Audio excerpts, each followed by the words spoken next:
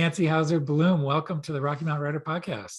Thank you. I'm very happy to be here because I'm really enjoying Rocky Mountain Fiction Writers Group in general. So kind of new to the group. So this is exciting. Oh, tell me, how did you get connected with RMFW?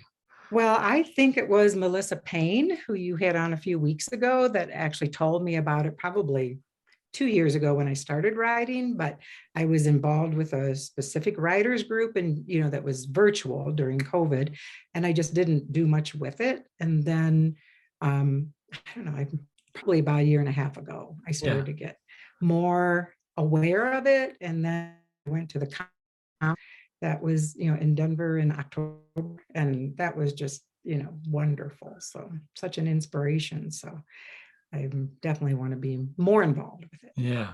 Yeah. What that conference was, it was a good conference this year. It was down in scale based on just trying to keep the numbers low in some of those rooms. So if you thought that this year had energy, you should see it when it's really at capacity, because some of those rooms are packed and everything like that. But what was your big takeaway, do you think, from Colorado Gold?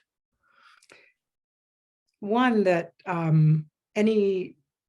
any kind of writing, still writing, even if you're not actively pursuing another novel, but you're writing articles, you're writing shorter pieces, that's still important work too. That was one of them. And then possibly just the idea of how to, that marketing is work, and some things that are valuable and other things, may not serve you as well, and helping to tweak some of that out for me as a new author, self-published author, was really valuable for me. Yeah. Did you make some good connections or establish any friendships? I did. Yeah. I met, well, I knew that Melissa Payne would be there. So, and she, was very gracious, and I met some other people, and, became friends on Instagram, followed on Instagram, some good connections. And it was just really fun to feel that author energy from so yeah. Well, before we get to the book you published in 2021, Whispers for Terra, before we get to that, why don't you just give us a little background on two things. One is, how much writing had you been doing prior to publishing the book? And we'll get to the contents of the book in a second, but also just kind of tell us about your professional life as well. Okay. I've always done writing. I was a, voracious journaler, and my husband and I had developed a journal that we published probably in the early 2000s with his artwork and wise quotes from my own journal over the years. And then, but I'd always submitted pieces to some local magazines, writing to prompts, like there's in the Conifer area, there was something called Mountain Connection, and they were always seeking articles, and I had numerous ones in that. But once I retired as a full-time speech pathologist, I started a blog, and I just fell into the idea of writing. I knew when I retired, I had said I wanted to write more, because as a speech pathologist in the school systems, you write lots of reports.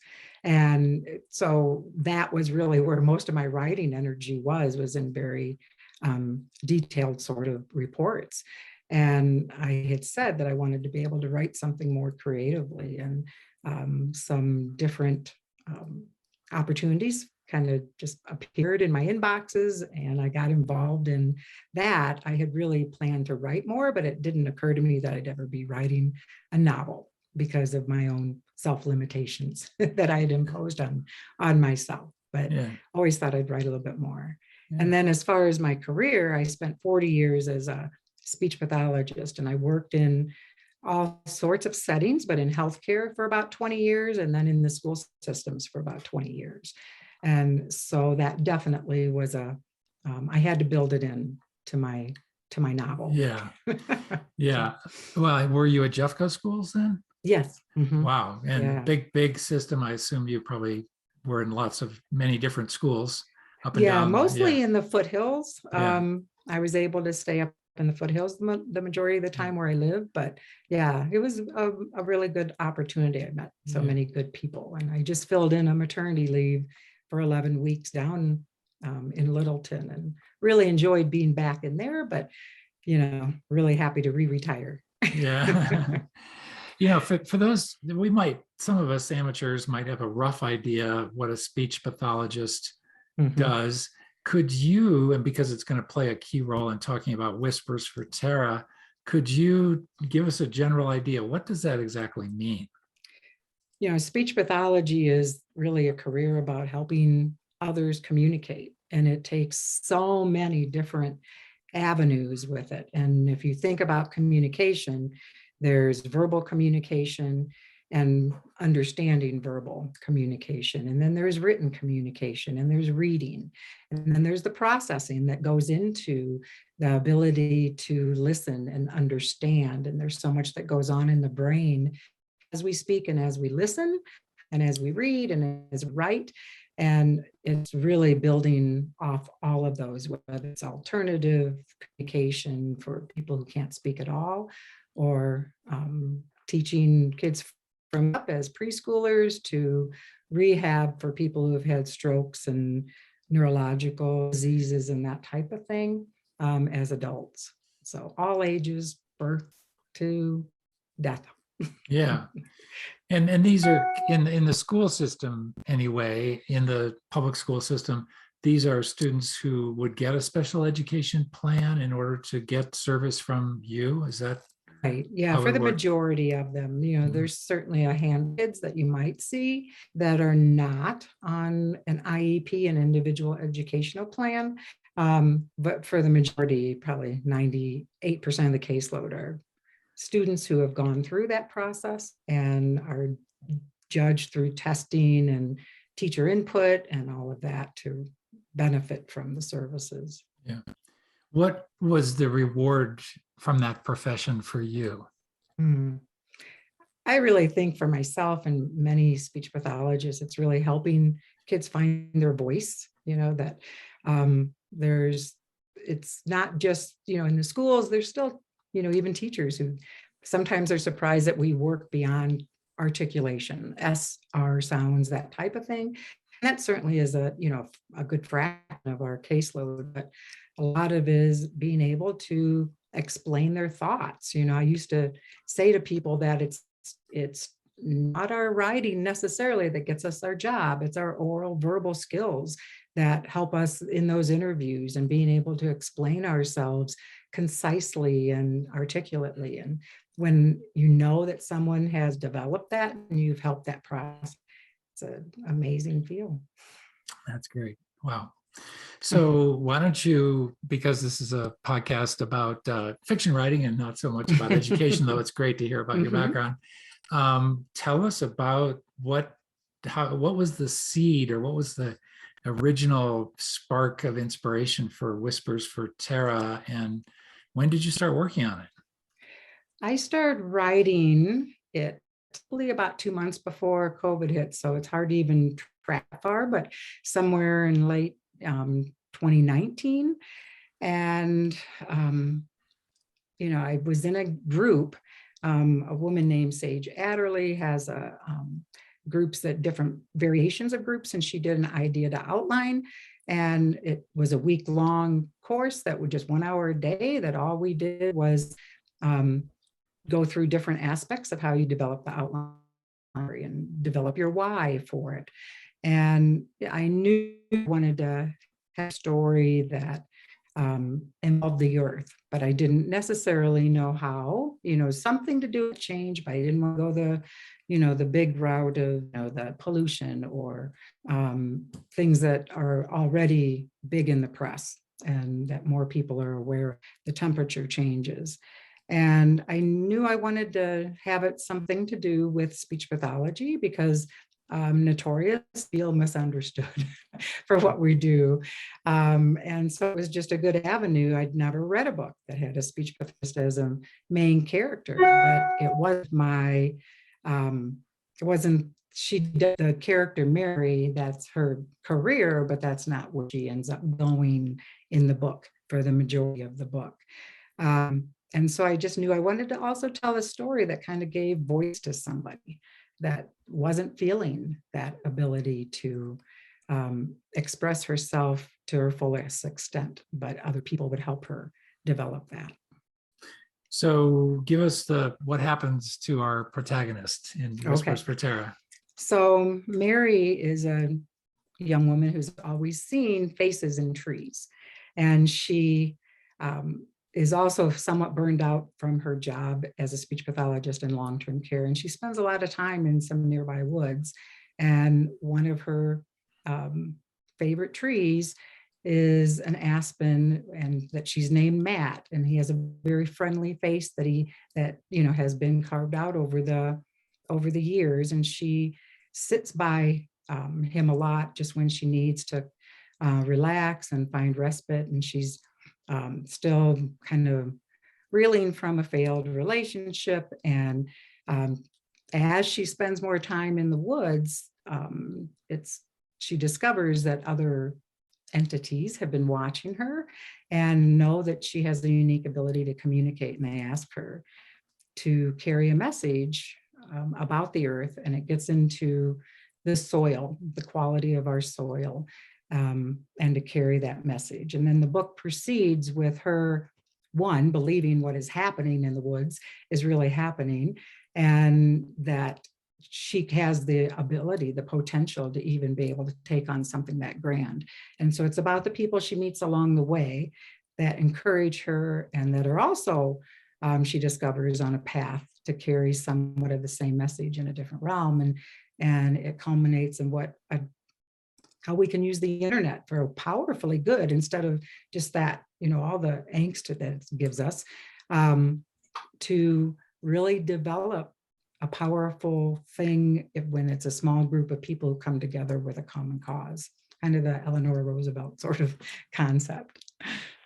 So there's I guess I'd call it, based on what you're saying, some magical realism going on here. Yes, I definitely, and I had not, although I'd read magical realism, I had not seen that. And I still don't see it sometimes as an option, even on Goodreads, it's not necessarily an option in the pull down tabs of magical realism. But I think I've always read it. I just didn't know that was what I was reading. So did you know, starting out, once you'd gone through this program with the idea to outline, did you know going in that it would head in this direction? I ended up, and then there was something called the book in 90 that Sage Adderley also offered. And you're writing your first draft in 90 days is the plan. And I was on the little longer track than that, but I did get it done, soon after that. I think I was at like 120 days or something like that instead of 90. And then, the real work starts after that. You as an author know that, that it's, the rereads and the redrafts and, all the proofreading and that sort of thing. But it did give you it was a really good anchor of a jumping off point after that. Yeah. So that's great. Yeah. So, and you called the book Whispers for Terra, not Whispers for Mary. Right. So tell us about Terra, that choice. Okay. And, it was, the title was interesting. I don't think I had the final title until I was very close to, but anyway, Terra is Terra.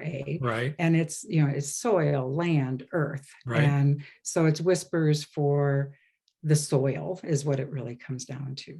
And it's, the quiet requests from the forest to carry a message about the soil. Yeah. It sounds like this is really an issue for you as well, in terms of nature, soil, trees. Right. Yeah, I've always loved nature, and I grew up rurally, and so I've always had a respect for it. But actually, until partway, a little bit into the book, I wasn't sure that it was going to be soil, that it was. It was in the early stages of the book.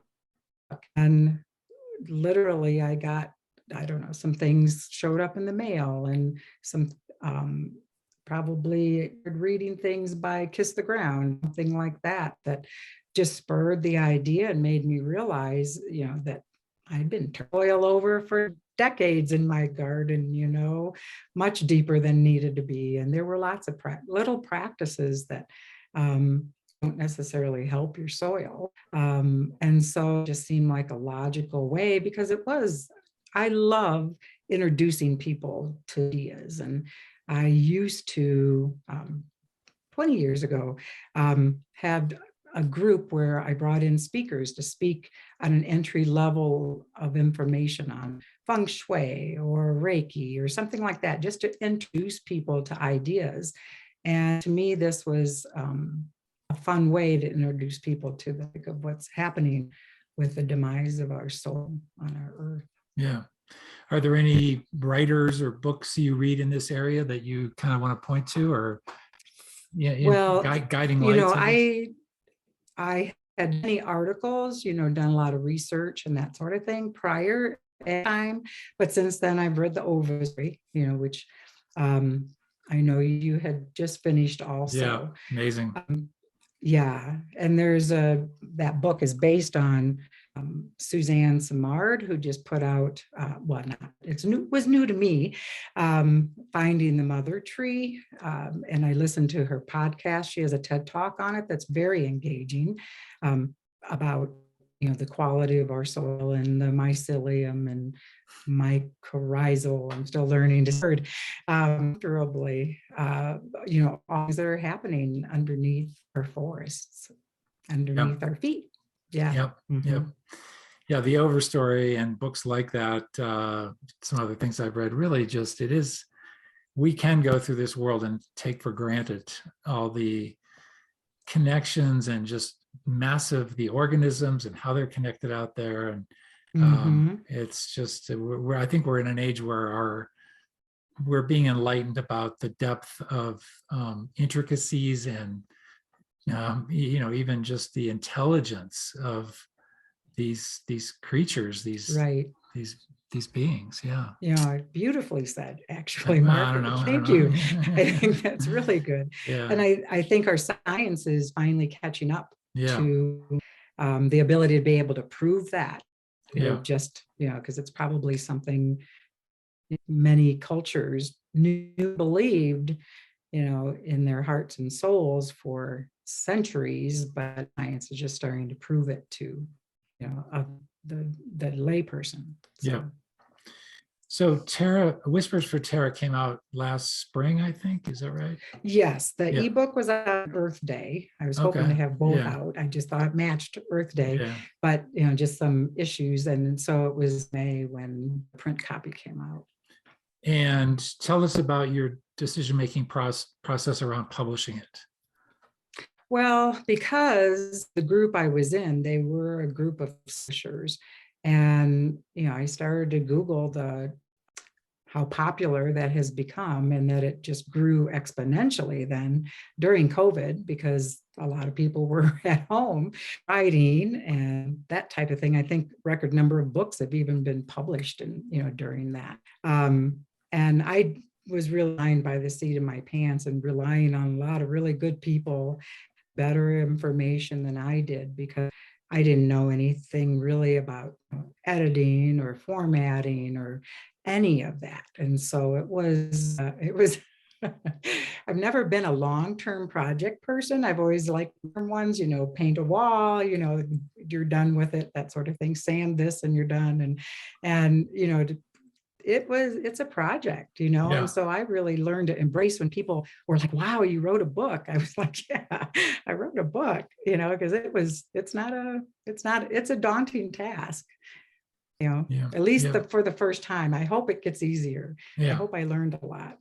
Well, what I was just about to ask, what have you learned? Looking back, what would you do differently, or what are you going to apply to your next project, your next writing project? Well, I do think, editing is one of the very important things. A lot of writers use processes for formatting, self-formatting, called Vellum, and I think there's other ones. And so I'm starting to look into that before I get too deep into the story I'm writing now. I've learned not to feel so afraid, because it really brings up a lot of limiting beliefs of your own value. And I've learned to accept that not everybody's going to like every book. Not everybody's going to like my book, but a lot of people do. And, I just have really learned to listen to what they didn't like and think about that, try and take it as feedback, not as insult, or, that that it doesn't have any value, because it does. So, yeah. Is there a continuation for Mary, or is there a whole different story in mind? There's a whole different story in mind, but I really want to carry forth some earth-related elements of it, because that has really, I have found, really opened some eyes for people, that, they weren't like anti-environment or anything like that, but they just really started to think about, ponder things, notice things that they hadn't been noticing before. And so I think to build that in, because my next story actually takes place in the 1930s. And so it's interesting to me how I will incorporate that into nature, because things were very different. It was, pre-pesticides and that type of thing. So there was a lot more of the natural world, although there'd been, it was a pretty avid time for clear cutting and that type of thing. So, yeah. So Whispers for Terra is it's a contemporary novel. It's a contemporary fiction, with magical realism. And overtones. And set in Colorado? Set in no, and it's never, clearly defined, but it really has more to do with the Midwest, just because of the trees that are there and some other elements that are described in it, that it would lead you to believe that it's somewhere in the Midwest. Gotcha. And what about the historical fiction? Where is that set? Well, I don't know that it really has too much historical fiction. You mean in Whispers for Terra? No, the new one. Oh, the new one.